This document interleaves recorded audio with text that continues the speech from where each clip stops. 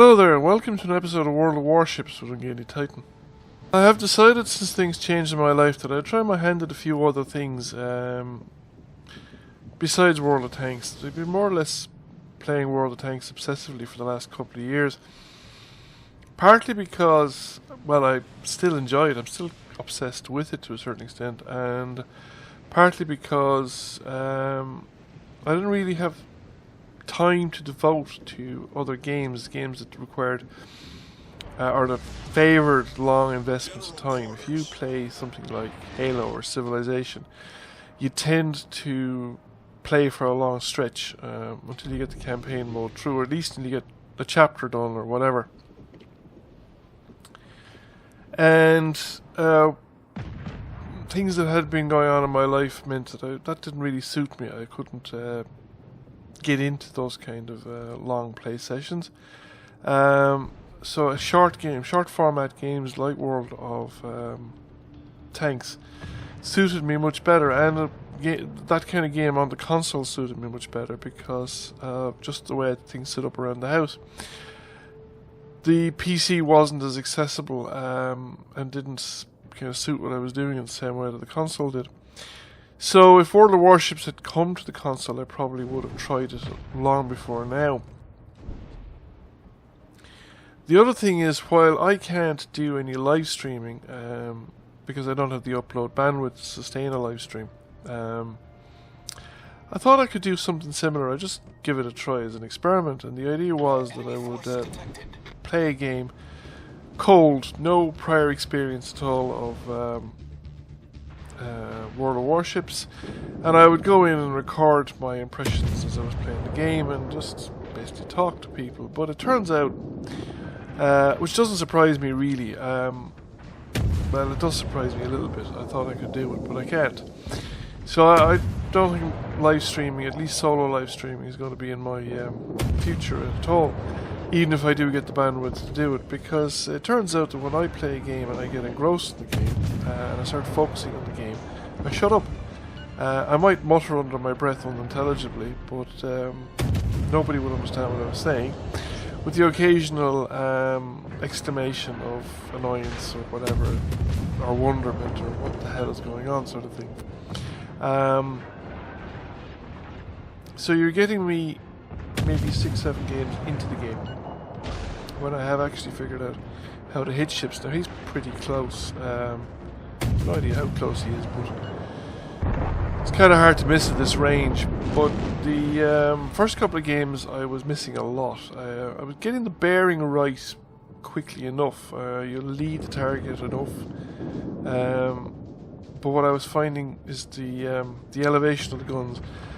To drop the shells onto the target was the hardest bit. I tended to be either firing short or firing long, firing well past the targets, or well short of the targets. So, by the time you've seen these videos, I've actually learned the basics, and I also discovered the tutorial videos and had a look at them.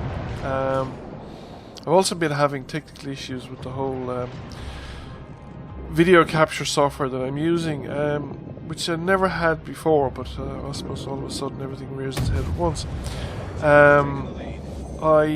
This is my third or fourth attempt now. I had the live capture attempt where, like I said, I just didn't say anything, just kind of grunted unintelligibly into the microphone every now and again. I then tried to record 2 games, which turned out to be a complete failure because the video capture software focused on a web page that was open, not on the game application. And I'm not sure why it did that, because that's something I never did before.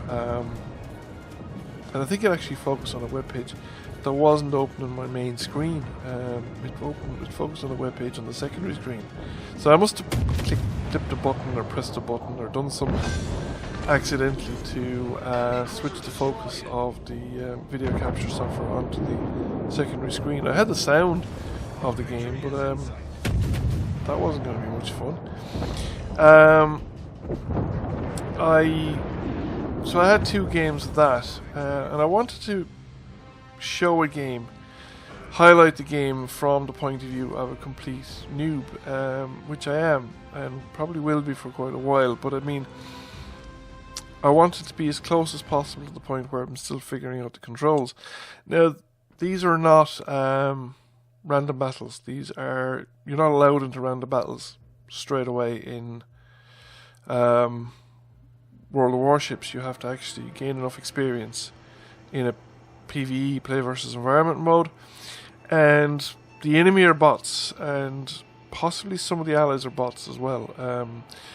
The Q announcement screen and it said that if you're guaranteed a game within, I don't know, 40 seconds or something like that, and if you don't have enough players, they'll fill up the remaining team spaces with bots. Now I think it's 7 aside or something like that. So the other problem I have, you'll notice, is especially if you've looked at World of Warships before, is I don't have the full screen. Now I think I know what happened here. I think I may have set the video recording software pointing at the World of Warships screen before I'd launched the game properly, before I'd gone into the full windowless mode, and therefore it recorded the an area the size of the client screen, which wasn't full screen. It's a fixed size client, or at least that's the way it appears anyway. Maybe you can adjust the size of it, but that's what it looks like is going on. So the minimap's not completely visible, the compass rose, ship's control thing isn't completely visible, and the top of the screen is also missing, but you're going to catch the flavour of the action. So that said, what do I think of it? Well, I actually enjoy it. I will definitely be playing more of it. It is very engrossing when you get playing, as my live streaming attempt, my live recording attempt discovered. Once you get playing, I really do get engrossed into the game. However, what I have found so far, and I don't know if my experience will change as I gain more experience and start playing random battles, is that as it's not a thing I would play for hours and hours. Unlike World of Tanks, that I could sit down and play World of Tanks for hours and hours. Now I probably shouldn't, but I can do it. This is a game I couldn't see myself playing for more than an hour, maybe. Once I've played whatever it is. Well, maybe more than an hour, but like, it depends on how long the games last. But I could see myself playing 5 or 6 games, one after the other, and then stopping and going doing something else for a while. So, but that's so far. This is, like I said, 6-7 games into it.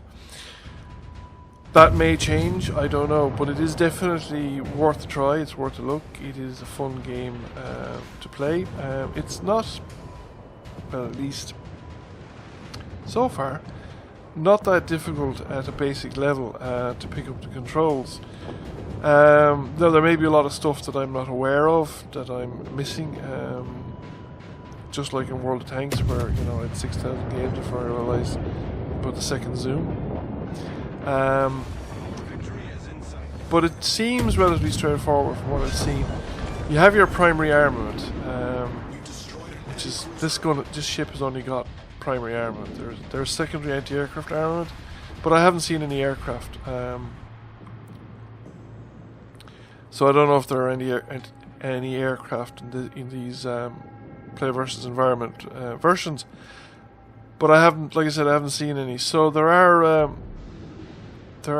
you have the primary armament, and you zoom in with the wheel. There's some other way of doing it as well, but I haven't got it to work. And you click the left button to fire one gun, and double click to fire the broadside if all the guns that can bear. And I think the secondary armament engages automatically, but you can't override that. And the same with the anti-aircraft stuff. So overall, yes, I will do it again.